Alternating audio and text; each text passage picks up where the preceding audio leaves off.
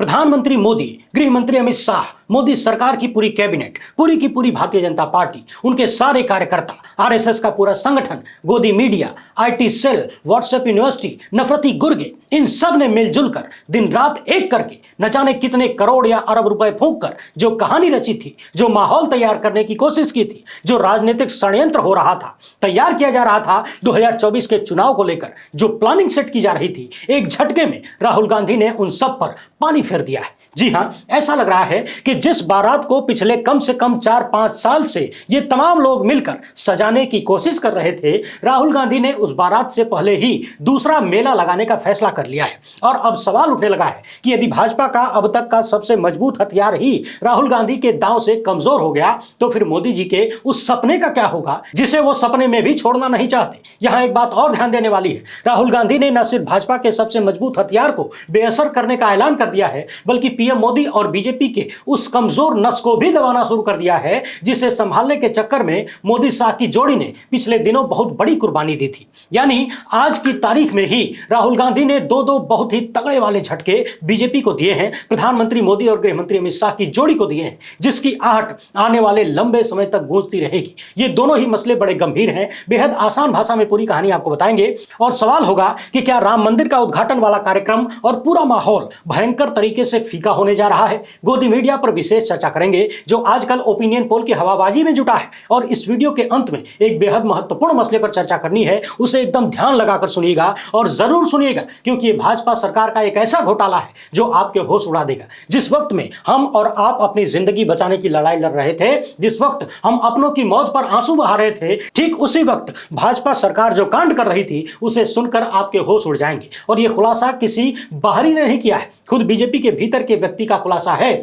बहुत ही बड़ी बड़ी कहानियां इसमें शामिल है, बेहद आसान भाषा में पूरा मामला आपको बताएंगे। अनुरोध बस इतना है कि वीडियो को पूरा देखिएगा और ज्यादा से ज्यादा लोगों तक पहुंचाइएगा, क्योंकि अब पानी सर से ऊपर जाने लगा है। पहली बार देख रहे हैं तो चैनल को सब्सक्राइब कर लीजिए, वीडियो को लाइक और शेयर जरूर किया करिए, और ये सब काम शुरू में ही निपटा लिया करिए, क्योंकि हमारे लिए बहुत जरूरी होता है, आपका कुछ खर्च होता नहीं है। नवंबर 2019 में सुप्रीम कोर्ट ने बाबरी मस्जिद और राम मंदिर के मसले पर फैसला दिया। यहां से राम मंदिर बनने का रास्ता साफ हुआ। यह अलग बात है कि भारतीय जनता पार्टी ने सालों से मंदिर के मुद्दे को अपने कार्यक्रम में शामिल रखा, लेकिन चुनावी वादों में राम मंदिर का मुद्दा एकदम प्रमुखता से ना तो 2014 में रखा गया, ना ही उसके बाद। लेकिन सुप्रीम कोर्ट के फैसले के बाद एक बात तो साफ होने लगी कि 19 का चुनाव तो बीजेपी ने जीत ही लिया है, लेकिन अगला चुनाव सिर्फ और सिर्फ मंदिर के मुद्दे पर ही भारतीय जनता पार्टी लड़ेगी। और 2024 का चुनाव आते आते यह भी साफ हो चुका है कि पीएम मोदी और बीजेपी के पास इस एक मुद्दे के अलावा कोई और मुद्दा ऐसा बचा नहीं है जिस पर वो अपनी सरकार की सफलता गिना सकें और जिसे लेकर वो जनता के बीच जा सकें। शायद यही वजह है कि हर एक मुद्दे को, हर एक समस्या को और हर एक कमी को ढकने के लिए दिन रात चारों तरफ से मंदिर मंदिर मंदिर का गुणगान हो रहा है। और लोकसभा चुनाव तो छोड़ दीजिए, अलग अलग राज्यों में जो विधानसभा के चुनाव हो रहे हैं, उन सब में भारतीय जनता पार्टी, प्रधानमंत्री मोदी और उनके तमाम मुख्यमंत्री भी राम मंदिर को याद दिलाना भूलते नहीं हैं। बड़े बड़े पोस्टर लगाए जाते हैं, राम जी आ रहे हैं, मंदिर बन रहा है। और आप लगातार देख रहे होंगे देश का पूरा गोदी मीडिया किस तरीके से पिछले कई साल से हर एक बड़ी समस्या और बड़े मामले के तुरंत बाद मंदिर खोज निकालती है, और फिर कई दिन तक उसी मंदिर पर बहसबाजी होती है। ये देखिए मंदिर का एक खंभा बन गया, ये देखिए मंदिर में छत लग गई, पत्थर आ गया, डिजाइनर आ गया। यानी ध्यान भटकाने के लिए मंदिर से संबंधित कुछ भी लाकर दिखाते रहो ताकि लोग उलझे रह गए। और हर तरफ इस बात की चर्चा भी हो रही थी, सवाल भी उठाए जा रहे थे कि विपक्षी गठबंधन इंडिया बन तो गया है, लेकिन जिस तरीके से बीजेपी की पूरी मशीनरी, गोदी मीडिया दिन रात मिलकर मंदिर मंदिर चिल्ला रहे हैं और पूरे चुनाव को धार्मिक रंग देने का प्रयास कर रहे हैं, उसकी काट विपक्षी गठबंधन इंडिया क्या निकालेगा। खासकर राहुल गांधी इस मसले पर बीजेपी को कैसे पछाड़ पाएंगे। हालांकि मंदिर के निर्माण और उद्घाटन का दूर दूर तक किसी धर्म से कोई लेना देना नहीं है, यह 100% राजनीति से प्रेरित कार्यक्रम है। और यह बात मेरी नहीं है, यह कहना है शंकराचार्य अभिमुक्तेश्वरानंद जी का। जी हां, उन्होंने साफ साफ ऑन कैमरा कहा है कि कुछ लोगों को मेरी बात अटपटी लग सकती है, लेकिन मेरे विचार तो अपने ही है। लेकिन हमने देखा है कि राम जन्मभूमि में भगवान राम को आना है और रामनवमी बिल्कुल सामने है। फिर क्या कारण है कि हम रामनवमी की प्रतीक्षा न करके किसी और दिन उनकी प्रतिष्ठा करने का आयोजन कर रहे हैं। विचार करने से यह लगता है कि राम को लाना नंबर 2 है, यह कोई दूसरा ही कारण है जिसके कारण जल्दी प्रतिष्ठा कर ली जा रही है। क्योंकि देश में आम चुनाव होने वाले हैं, आचार संहिता लगने वाली है, इसलिए आचार संहिता न लग जाए, हम लाभ लेने से वंचित न रह जाएं, इसीलिए समय से पहले यानी रामनवमी से पहले ही प्रतिष्ठा की जा रही है। यह तो एक मामला है। दूसरा मामला यह है कि मंदिर अभी पूरा बना भी नहीं है। पूरा मंदिर जब तक बन नहीं जाता, हमारे यहां प्रतिष्ठा नहीं होती। एक घर भी कोई गृहस्थ जब बनवाता है तो तो जब पूरा घर बन जाता है तब उसमें वास्तु प्रतिष्ठा होती है। मंदिर अभी पूरा बना ही नहीं और आप भगवान को उसमें विराजमान करने जा रहे हैं। सोचने वाली बात यह है, आम आदमी भी यदि किसी को कोई उपहार देना चाहता है, कोई खुशी देना चाहता है तो खास दिन को चुनता है। जन्मदिन मिल जाए तो सबसे अच्छा है, मगर फिर भी भारतीय जनता पार्टी ने 22 जनवरी का दिन चुना है। शंकराचार्य का कहना है कि यह कार्यक्रम पूरी तरह से राजनीतिक कार्यक्रम है, वोट लेने के लिए सब कुछ हो रहा है। यानी प्रधानमंत्री वोट लेने के लिए इतने लालायित हैं कि हिंदू धर्म, उसकी मान्यताएं, कार्यशैली सब कुछ ताक पर रखने के लिए तैयार हो गए हैं। वहीं मंदिर वाले कार्यक्रम को लेकर सोशल मीडिया पर एक और वीडियो प्रचलित होने लगा है जो रामायण सीरियल का बताया जा रहा है, जिसमें कुछ साधु संत राजा राम से कहते हुए सुने जा सकते हैं कि शास्त्रों में लिखा है कि मनुष्य पत्नी के बिना किसी भी धर्म कार्य का अनुष्ठान नहीं कर सकता, या तो महारानी सीता को वापस लाया जाए। अब रामायण की कहानी तो बहुत पुरानी है, लेकिन प्रधानमंत्री मोदी के इस परिवार की कहानी, उनके परिवार की कहानी पूरे देश और दुनिया के सामने है, आज के वक्त में भी सामने है। चारों तरफ से यह सवाल उठ रहा है कि आखिर प्रधानमंत्री का उनकी पत्नी से क्या बैर है। बहुत सारे लोग इस मसले को व्यक्तिगत कह सकते हैं, लेकिन चूंकि प्रधानमंत्री व्यक्तिगत नहीं है, वो इस देश के प्रधानमंत्री हैं, और जब मां के पैर छूते हुए भावनात्मक प्रदर्शन करके माहौल बनाने की कोशिश की जा सकती है, गोदी मीडिया 24 घंटे उन तस्वीरों को दिखा सकता है, तो फिर पत्नी के साथ इतनी लंबी दूरी के कारणों पर चर्चा भी क्यों नहीं होनी चाहिए। पीएम मोदी की माता जी के निधन के बाद उनकी पत्नी का एक वीडियो भी सामने आया था, जिस पर हमने भी चर्चा की थी, जिसमें वो कहते हुए सुनी जा सकती थी कि वो अपनी सास की अंतिम यात्रा में शामिल होना चाहती थी, वो उनसे बहुत प्रेम करती थी, लेकिन गुजरात पुलिस ने उन्हें घर से बाहर निकलने ही नहीं दिया, यानी नजरबंद कर दिया गया। बाद में गुजरात के जिस पत्रकार ने वो वीडियो शूट किया था उसे भी कुछ परेशानियों का सामना करना पड़ा, और प्रधानमंत्री के ससुराल के लोगों ने कथित तौर पर उस पत्रकार से वीडियो वगैरह डिलीट करने की बात कही थी, कहा था कि रिश्तेदारी का मामला है। अब मेरे पास उस व्यक्ति से बातचीत की रिकॉर्डिंग उपलब्ध नहीं है, मगर इन सब के बावजूद यह सवाल तो बनता ही है कि आखिर श्रीमती यशोदाबेन की क्या गलती है जिसकी वजह से उन्हें इस कदर सजा मिल रही है और सालों से मिल रही है। यहां एक बात और ध्यान देने वाली है, प्रधानमंत्री और पूरी की पूरी भाजपा हमेशा हिंदुत्व की बात करती है, सनातन की बात करती है, और उसी धर्म में महिलाएं हमेशा ईश्वर से यह कामना करती हैं कि हे भगवान, हे ईश्वर, मुझे सुहागन ही उठा लेना,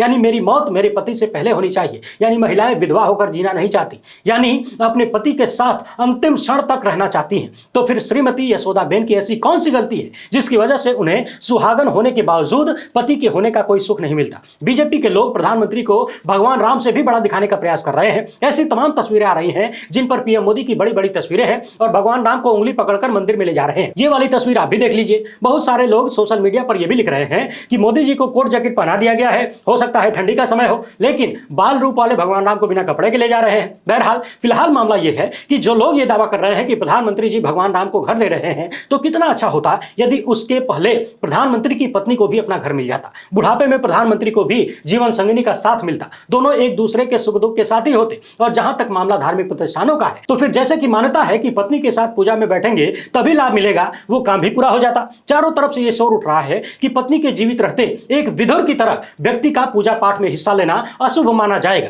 तमाम पंडित पुजारियों की वीडियो वायरल हो रही है जिसमें वो कह रहे हैं कि बिना पत्नी के मंदिर का उद्घाटन करने से कोई लाभ नहीं मिलेगा। हालांकि यह अलग बात है कि यहां पर धर्म संबंधी कोई लाभ लेना भी नहीं है, यहां तो राजनीतिक लाभ लेना है, और उस लाभ को लेने के लिए एक वर्ग को पूरी तरह से तैयार कर लिया गया है जो ये मानता है कि भगवान राम से भी बड़े एक नेता हो गए। वैसे इस देश का मीडिया यदि आजाद होता तो यह सवाल पिछले 9.5 सालों में लगातार पूरे देश में गूंजना चाहिए था कि प्रधानमंत्री मोदी और उनकी पत्नी के बीच किस बात को लेकर इतना विवाद है। क्यों संसदीय चुनाव लड़ने से पहले वो पत्नी वाला कॉलम खाली छोड़ते थे, और क्यों संसदीय का चुनाव लड़ते वक्त उन्होंने पत्नी का नाम लिखा। क्या वजह है कि बुढ़ापे के इस दौर में भी वो अपनी पत्नी से दूर है। यदि इस देश का मीडिया और उसके लपड़झंडिस प्रधानमंत्री से यह सवाल पूछ सकते हैं कि आप जेबाओं में पर्स रखते हैं कि नहीं, आम काट के खाते हैं कि चूस के, आप थकते क्यों नहीं है, तो फिर उनकी पत्नी से संबंधित सवाल क्यों नहीं पूछे जाने चाहिए। क्या श्रीमती यशोदाबेन के अपने कोई अधिकार नहीं है? क्या उनके नागरिक अधिकार नहीं है? क्या उनके सामाजिक अधिकार नहीं है? क्या उनके एक पत्नी के रूप में कोई अधिकार नहीं है? यदि उनके अधिकारों का हनन हो रहा है तो करने वाला कौन है? और जो व्यक्ति अपनी पत्नी के अधिकारों को उसे नहीं दे सकता, वो किस मुंह से देश की अन्य महिलाओं को अधिकार दिलाने की बात करता है? ऐसे व्यक्ति कैसे कह सकता है कि 3 तलाक के मामले पर उसने मुस्लिम महिलाओं के साथ न्याय किया है? हालांकि ये मसला अलग है, इस पर लंबी चर्चा हो सकती है। कुल मिलाकर मामला बस इतना सा है कि भारतीय जनता पार्टी पिछले कई सालों से इस तैयारी में थी कि 2024 का चुनाव पूरी तरह से राम मंदिर के मुद्दे पर लड़ जाएगा। इसके लिए उसने बम पर तैयारी कर रखी है। खबरें हैं कि हर एक लोकसभा क्षेत्र से हजारों की संख्या में लोगों को ले जाकर मंदिर का दर्शन करवाया जाएगा, घर घर जाकर अक्षत प्रसाद बांटा जाएगा। यानी भारतीय जनता पार्टी और उसके तमाम संगठन और हाथ, उसमें गोदी मीडिया को भी जोड़ लीजिए, ये सब अपने प्रयास में कहीं भी कोई कोर कसर नहीं छोड़ेंगे। मगर अभी मामले में ट्विस्ट ये आ गया है कि आज ही कांग्रेस ने राहुल गांधी की नई यात्रा की घोषणा कर दी है और बताया गया है कि अब राहुल गांधी भारत जोड़ो यात्रा नहीं करेंगे बल्कि भारत न्याय यात्रा निकालेंगे।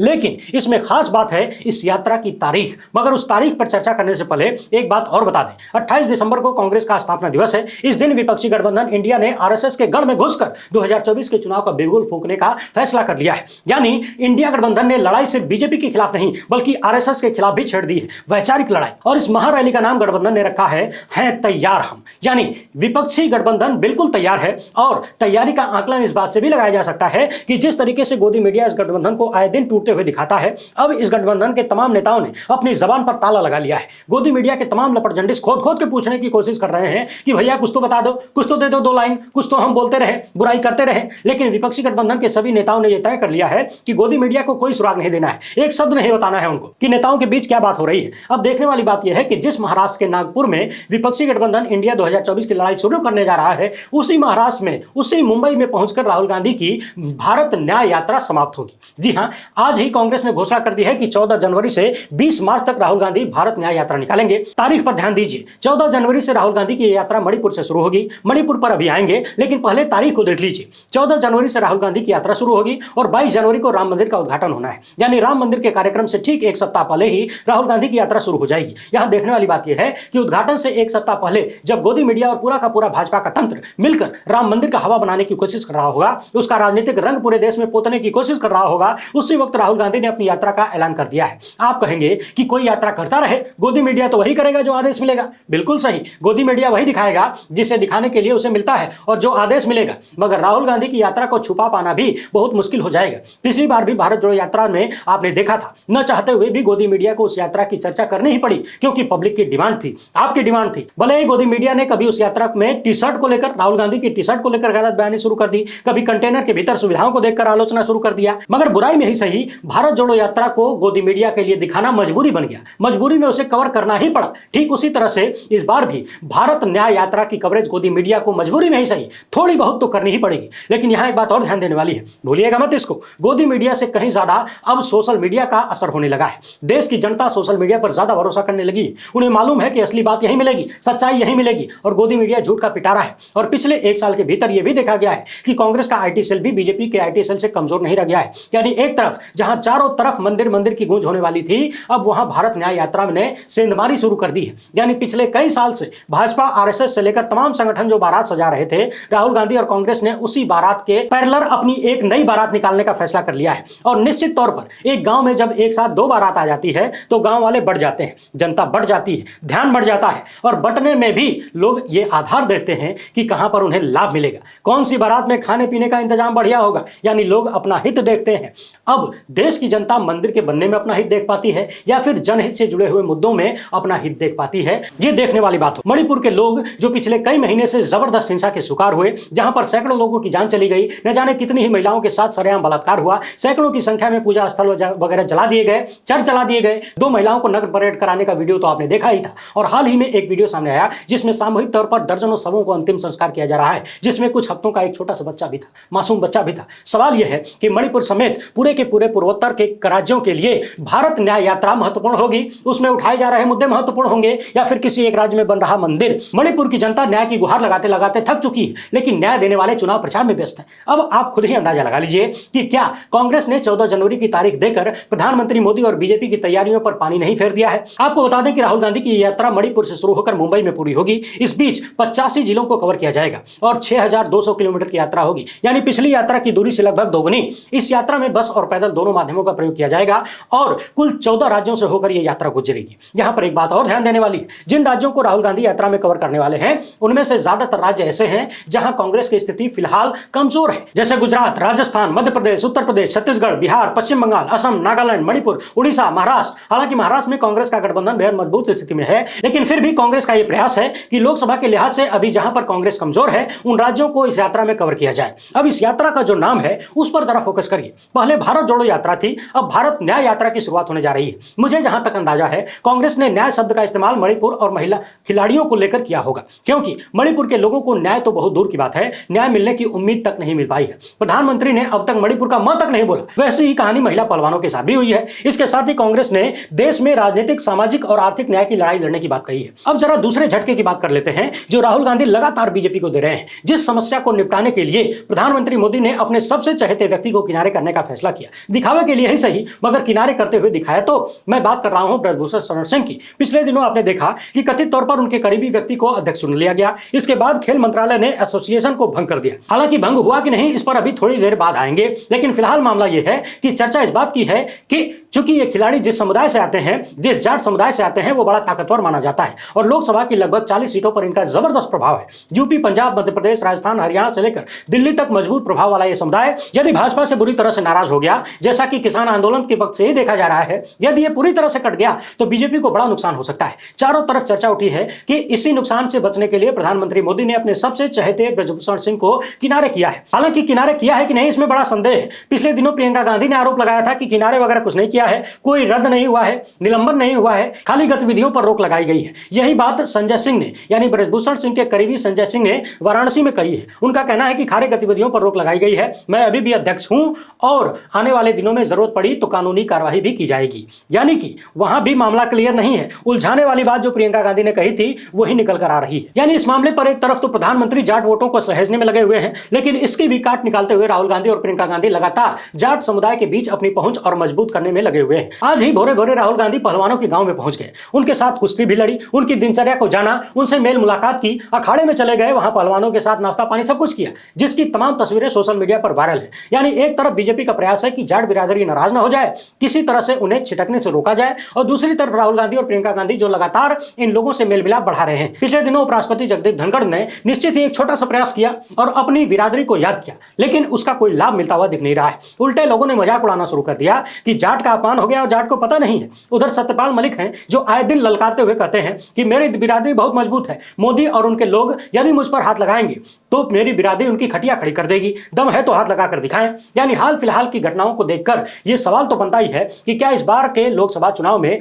जाट खड़ी करेंगे बीजेपी की खाट। उधर गोदी मीडिया शादी से पहले ही बच्चे का जन्मदिन मनाने में लगा हुआ है। यानी अभी तक किसी पार्टी ने अपनी सीट डिक्लेयर नहीं की, ना तो बीजेपी ने, ना कांग्रेस ने, ना एनडीए गठबंधन ने, ना इंडिया गठबंधन ने। किसी को भी यह पता नहीं है कि कौन सी पार्टी किस सीट पर चुनाव लड़ेगी, किस सीट पर किसका उम्मीदवार होगा, चुनाव कब होगा किसी को पता नहीं है। लेकिन गोदी मीडिया ने अभी से ओपिनियन पोल करा के बीजेपी की सरकार पूर्ण बहुमत वाली बनवा दी है, और कुछ तो ऐसे भी लपटजंडिस हैं जो 400 प्लस सीटें दे रहे हैं। और कल के लाइव वीडियो में हमने आपको बताया था कि किस तरीके से यह ओपिनियन पोल पूरी तरह से छलावा नजर आता है, क्योंकि जहां लोकसभा की एक एक सीट का निर्धारण औसतन 16 लाख वोटों से होता है, वहां मात्र 24 लोगों की राय लेकर ओपिनियन पोल दे दिया गया कि बीजेपी पूर्ण बहुमत से सरकार बना रही है। यानी कि एक लोकसभा क्षेत्र में खाली 24 लोगों से पूछ लिया कि कौन आ रहा है भैया, और वहां का रिजल्ट डिक्लेयर हो गया। और इतना ही नहीं, गोदी मीडिया के कुछ लपटजंडिस तो ऐसे भी हैं जो सीधे सीधे प्रधानमंत्री का चुनाव करा रहे हैं। और कांग्रेस के प्रवक्ता यदि पूछ लें कि संविधान में कहां लिखा है कि हमारे देश में सीधे सीधे प्रधानमंत्री का चुनाव होता है, तो लपटझंडिस कहने लगता है कि इसमें संविधान कहां से आ गया। यानी इन लपटझंडिसों ने मान लिया है कि देश में कोई संविधान है ही नहीं, ये देश संविधान से नहीं चलता। यदि संविधान में कहीं लिखा ही नहीं है कि प्रधानमंत्री पद का कोई चुनाव होगा, जनता चुनेगी, तो फिर किस आधार पर ये गोदी मीडिया वाले चर्चा कर रहे हैं कि सीधे प्रधानमंत्री का चुनाव होगा तो कौन जीतेगा। बाकी आप तो जानते ही हैं गोदी मीडिया के लिए संविधान क्या है, संविधान किसके पास है, किसने संविधान लिखा है, यह बताने की जरूरत नहीं है उनका संविधान कौन सा है। उधर पिछले दिनों राहुल गांधी सेना भर्ती के पीड़ित नौजवानों से मिलते हुए भी नजर आए। ये नौजवान बिहार के चंपारण से 1100 किलोमीटर की यात्रा करके दिल्ली पहुंचे, लेकिन गोदी मीडिया में कहीं भी आपको इसकी कोई चर्चा नजर नहीं आएगी। अग्निवीर योजना लाकर अस्थायी भर्ती के नौजवानों को जिन्हें नौकरी मिलने ही वाली थी, उन सबको सरकारी षड्यंत्र के तहत बेरोजगार बना दिया गया, लेकिन मीडिया के लिए यह खबर नहीं है। बहरहाल मीडिया इसे खबर बनाएगा तो फिर मीडिया वाले ही खबर बन जाएंगे, पता चलेगा कि नौकरी से लात मार के बाहर कर दिया गया। अब जरा इस कहानी को सुन लीजिए। जिस वक्त में पूरा मुल्क अपना जीवन बचाने के लिए लड़ रहा था, अपनी जिंदगी जीवित रहने के लिए लड़ रहा था, अपनों की मौत पर रो रहा था, बिलख रहा था, चिल्ला रहा था, उसी वक्त देश के प्रधानमंत्री ने एक नारा दिया था, आपदा में अवसर। उस वक्त लोगों ने इसे सकारात्मक रूप से जनता के लिए समझा था, लेकिन धीरे धीरे सवाल उठने लगा कि आपदा में अवसर वाला नारा क्या आर्थिक लूट के लिए दिया गया है। पीएम केयर्स फंड का मामला हो या फिर कोविड मैनेजमेंट पर जो तमाम कथित घोटालों का आरोप लगा, उन सब की बात कर ली जाए। प्रधानमंत्री ने कोविड से लड़ाई के लिए देश की जनता से आर्थिक सहायता मांगी और सारा पैसा दबाकर बैठ गए। आज यदि कोई हिसाब मांगता है तो कह दिया जाता है कि वो कोनो सरकारी खजाना थोड़ी है कि हिसाब मांगोगे, पैसा दे दियो ना, चलो निकलो। लेकिन अभी कर्नाटक से जो मामला आया है वो और भी ज्यादा चौंकाने वाला है। यहां पर भाजपा के एक विधायक ने वहां की भाजपा सरकार पर यह आरोप लगाया है कि कोविड के दौरान 40,000 करोड़ का घोटाला किया गया। पूरी कहानी एकदम आसान भाषा में बता रहा हूं, सुन लीजिए, समझ लीजिए और ज्यादा से ज्यादा लोगों तक पहुंचाइएगा। दरअसल पिछले दिनों बीजेपी ने येदियुरप्पा के बेटे को वहां का अध्यक्ष बना दिया। इसके अलावा कुछ और राजनीतिक गतिविधियां हुई जिनसे भाजपा के विधायक बसन गौड़ा पाटिल कुछ नाराज हुए। इसके बाद भाजपा के कई और विधायक इन्हें पार्टी से निकालने की चर्चा शुरू करने लगे। इसी पर और नाराज होते हुए इन्होंने कह दिया है, धमकी दे दी है कि यदि मुझे भाजपा से निकाला गया तो मैं कोविड के दौरान जो 40,000 करोड़ का घोटाला भाजपा सरकार में हुआ था उसका खुलासा कर दूंगा, उसकी पोल खोल दूंगा। इसके बारे में कुछ डिटेल भी उन्होंने दी है। इनका कहना है कि कोविड के दौरान एक मास्क की कीमत, जिस मास्क की कीमत 45 रुपए थी, सरकार ने उसे 485 रुपए में खरीदा, यानी लगभग 11 गुना दाम देकर सरकार एक मास्क खरीद रही थी आपके पैसे से। इसके अलावा बेंगलुरु में 10,000 बिस्तरों की व्यवस्था किराए पर की गई थी, जिसका एक दिन का किराया, एक बेड का एक दिन का किराया 20,000 रुपया सरकार दे रही थी। भाजपा विधायक का कहना है कि बीजेपी सरकार ने उस दौरान हर एक मरीज के इलाज पर लगभग 8 से 10 लाख रुपए का बिल बनाया, जबकि मैंने अपना इलाज, व्यक्तिगत इलाज एक सुपर स्पेशलिटी प्राइवेट अस्पताल में कराया और मेरा खर्चा 5,80,000 ही आया, यानी 6 लाख से भी कम।